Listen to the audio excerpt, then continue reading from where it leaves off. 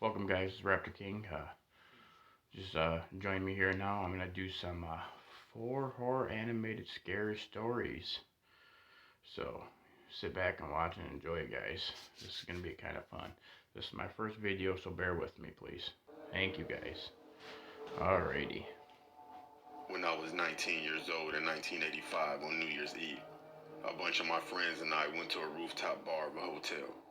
About a half hour before midnight, I ran down to my car because I had forgotten my camera. I figured I would have plenty of time to get back up there and find my friends.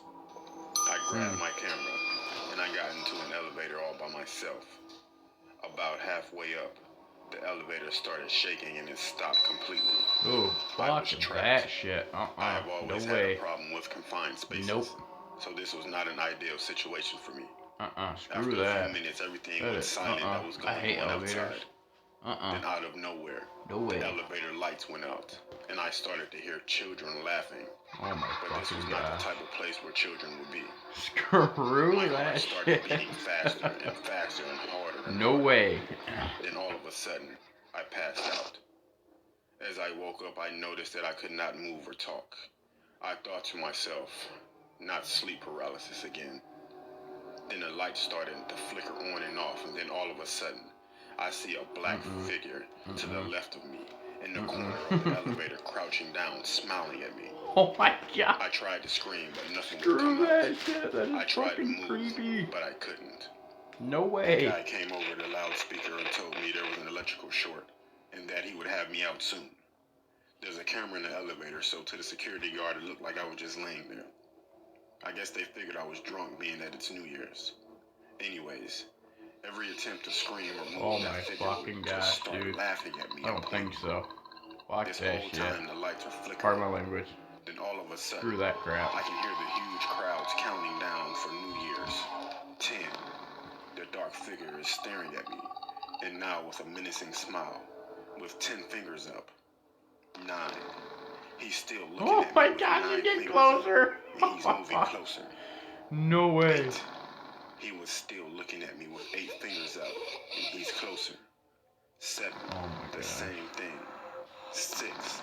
The same thing. Ooh, 5. talk The about same goosebumps. thing. 4. No He's way. drooling, and he's much closer. Oh my 3. fucking gosh. He's closer. I would tweak 2. the hell He was out. closer. Then the lights quit flickering, and it was pitch black. Then all of a sudden, outside went silent again. I felt breathing in my right ear. And then out of nowhere, I hear 1. I couldn't breathe. The light started to flicker again, and then a figure was on my chest. Oh And my all of a god. sudden, it was gone. And I can talk and move again. No. Usually when I have sleep paralysis, something bad happens. Once I got out of the elevator an hour later, I found out that there was a brawl during the countdown on the rooftop bar that I was at, and 4 people were killed by some maniac who was waiting until the end of the countdown to start hacking up people with a machete. Gosh. Ever since then, Screw I that. have not had a sleep paralysis episode. No way. No. No way. No elevators for me, guys. Sorry about the light. The light really sucks. I gotta get more light. I'm just trying to keep it dark so you guys can see that I'm trying to get into the dark, scary story stuff. So I'll get me a light here so it shows better here soon. I might be able to use my TV. Hold on 1 second, guys. Give me just a second. My TV might give me some light. Fuck you.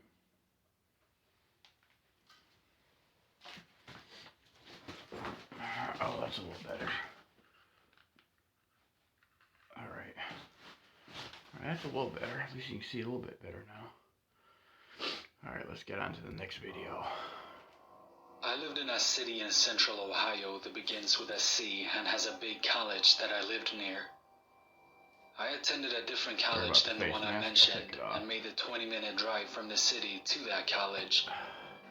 I also worked nights as a pizza delivery man in the city and the surrounding suburbs. One night, I had an order in the town where my college is located, which is a smaller suburban city northwest of my home city. Now, this call occurred during what my coworkers and I refer to as the dead hour, which is just before the shop closed at 1 in the morning.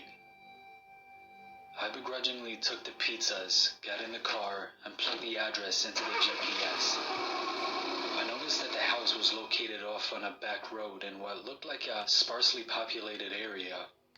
Nope. Never be a pizza delivery guy. I drove up Route Never. 315 to I-270 Unless you're in the city. and exited.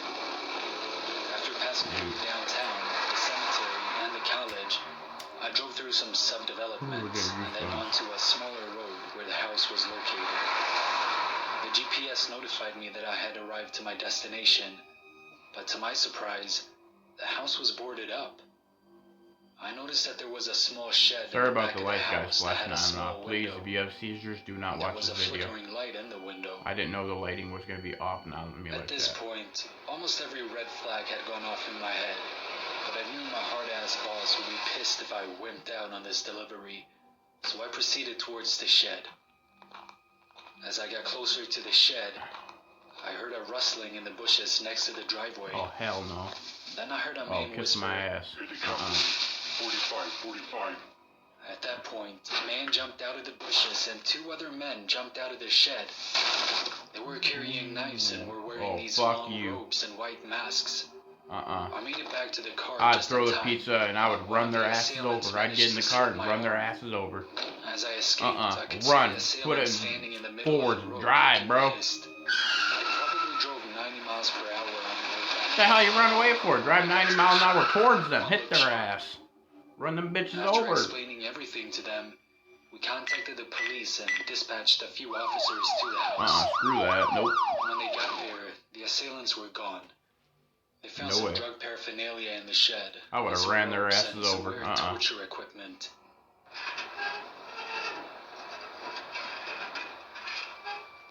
I would have ran their bitch asses over. Screw that.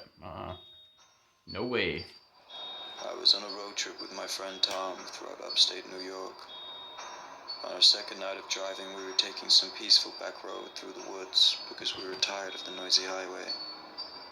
So as we were driving down this narrow, dilapidated road, Tom suddenly really needed to use the bathroom. I asked him if he could hold it, but he said that if he held it any longer, his bladder would explode. So I just sighed and tried to find like a gas station or something. There was nothing to be seen though, so I was thinking about going over and letting him piss in the woods, No way. finally I saw lights cutting through the darkness up ahead. 7-Eleven. That works. 7-Eleven, thank God. Before I'd even parked the car, Tom flew out the Slurpees. door and raced Biggie cups. Big gulps. Remember those from back in the day, guys? In the dark car, I was Big actually gulps. hungry, so I pulled out some change Always had from to my get the pocket. biggest one. It would at least be enough for a bag of Summertime, that crackers, place would be Cheetos, or packed outside. Everybody would be hanging out by the dumpster over there. By the payphone.